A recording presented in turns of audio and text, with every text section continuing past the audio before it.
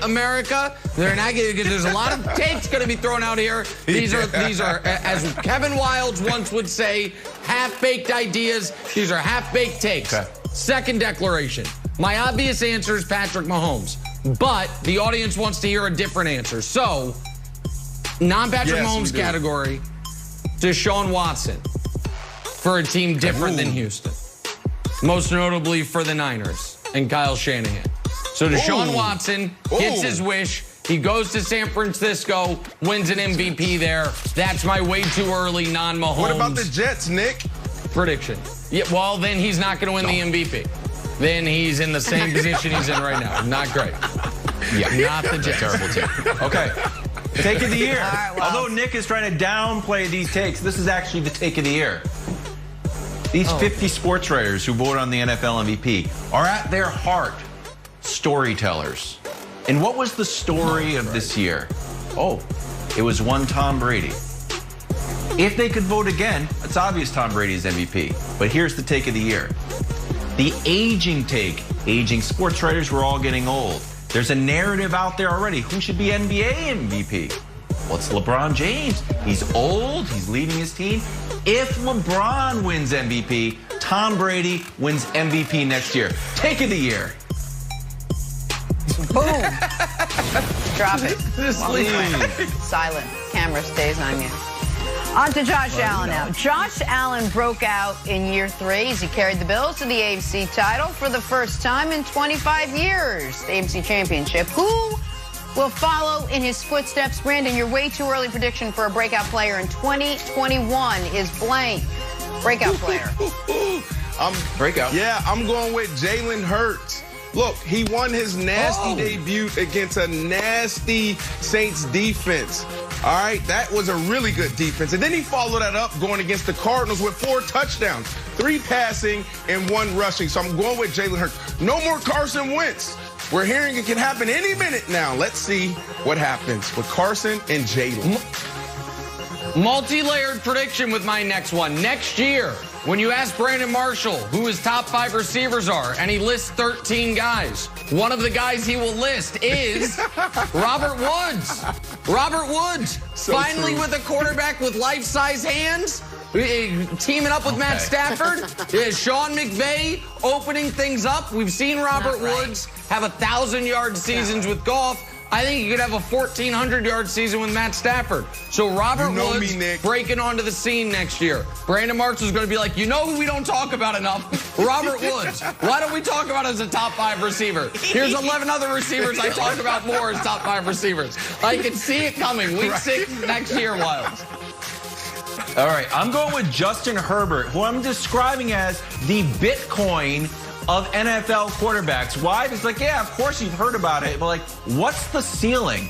Oh, is the ceiling 40 grand? Is the ceiling 100 grand? Is the ceiling 250 grand? Me and Dusty were trying to find like comparable rookie stats, and Dusty's like, I don't know what you want me to do, Wildes. There are no rookie comparisons. He was so good. So Justin Herbert, I know everyone thinks he already broke out. I think he's just going to be much, much better than everybody realizes next year. I like that. All right, mark it down, Justin Herbert.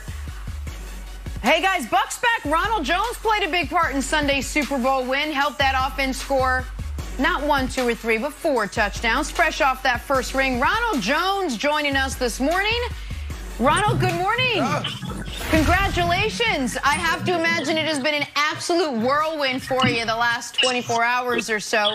How you feeling after that win? Let's start there. I'm feeling great, you know, on top of the world, literally. So, you know, just blessed to be here.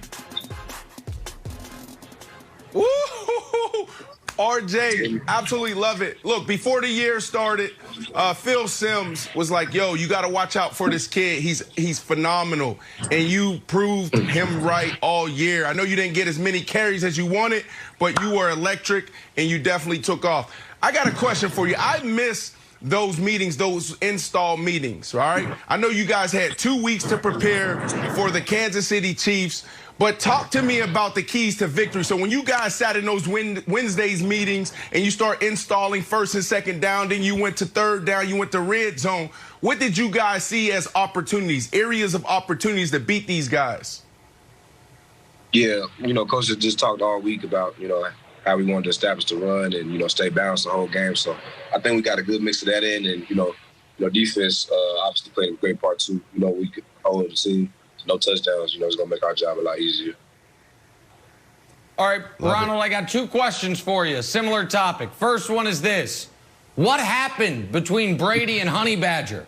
Brady has since written him a letter. What happened? You're out there. Tell us.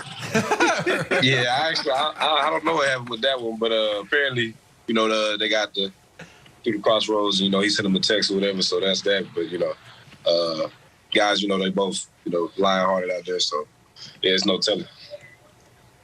All right, so the follow-up there, since you won't tell us the truth on that one, just total lies. You obviously know, but that's fine. I understand.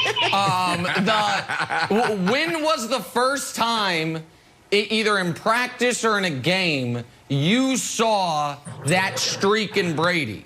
That fiery, because you don't see it publicly very often. When's the first time you saw it as a teammate?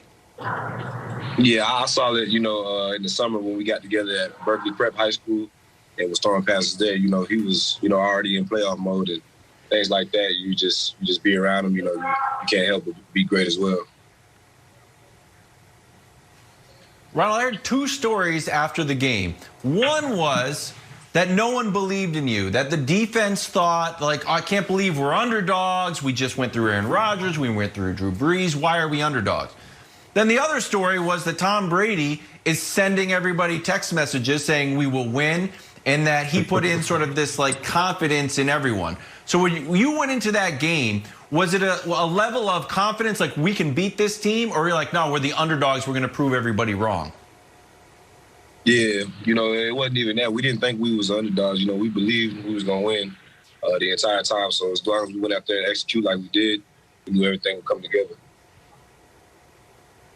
Ronald, we hear so many stories about Tom Brady that it's almost like myth, like how early he gets in, how much tape he watches, how he really gathers the guys. He only eats a certain kind of ice cream. It's made with avocado. He bathes in kale. Whatever the stories are, it's gotten to the point where I don't know what's true and what's not true anymore. Just give me a little insight into how uber focused he is, how zoned in he is to his commitment to you guys, to his teammates, and obviously to winning. Yeah, you can just tell he has a natural leadership mentality. He's very passionate about the game. And so when he's out there, whether it's at practice or in the game, you just know every moment, you give him a chance, you just do your job. That's what he always says, 11 right. So things like that just keep us going.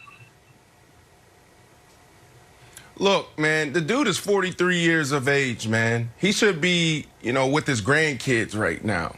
All right. One of the things that I said is, Monday through Friday is when he makes, the team better. Everybody in the building. Like, you don't pay Tom Brady for Sunday, right? Like, that's not the guy, is going to come in and throw for 350 yards, 400 yards, year after year after year. Like, I'm one of those guys, RJ, that was like, lean on the run, and that's going to open up everything else for the offense, and it's going to make his job easier. So I guess what I'm saying here, what I'm asking is, how did Tom Brady elevate your game? Because one of the things I've been saying is when he walks in the building, he makes everyone better because of who he is. The grounds crew, the coaches, the owners, the players, everybody. So how did he specifically make your game better and help elevate you?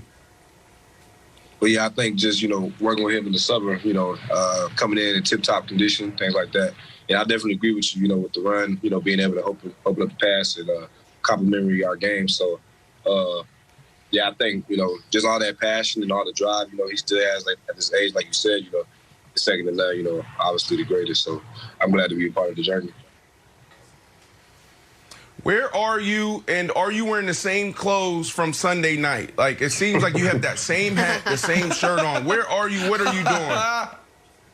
Yeah, I'm in downtown Tampa, sunny Florida. Got the palm sheets right. Life is good. The air's a little different around here, so I'm just enjoying the moment. Awesome, Ronald, man. Great year, brother. I want to ask you, because you guys are champions, so everything, obviously, you look back and you say every decision was the right decision. But Brandon mentioned coming into the year, you were coming off an excellent year, and Phil Simms, other people were talking about you as one of the guys we don't talk about enough, right? Like Ronald Jones should get more love. When they signed Leonard Fournette, it worked out great, and you guys had a great, you guys dual role. In the moment that it happened, were you a little, wait, what's going on here? Like, how did that land with you, even though